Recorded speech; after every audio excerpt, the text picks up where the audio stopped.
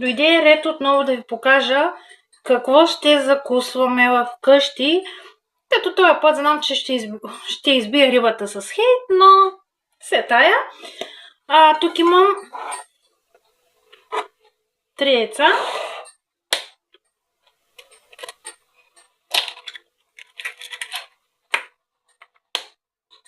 Които ще си ги разбия съвсем лежерно.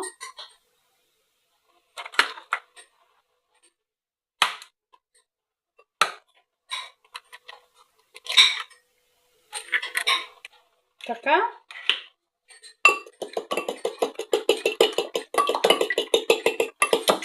Ще добавя много малко кашкавал.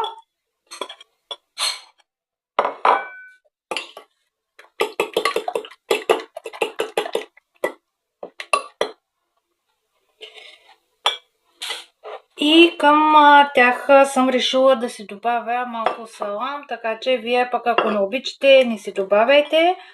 Това всичкото ще го сложа в тиганя, ще си го изпека и отгоре ще си го гарнирам с една препечена тортила. И след малко ще се върна, за да ви покажа как изглежда готовата тортила с яйца, малко кашкавал и много малко салам.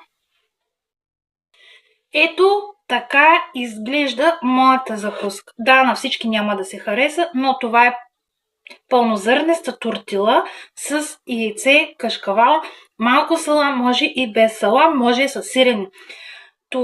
Тази закуска също е подходяща за хора с псориази, защото по този начин няма да обостряте псориази.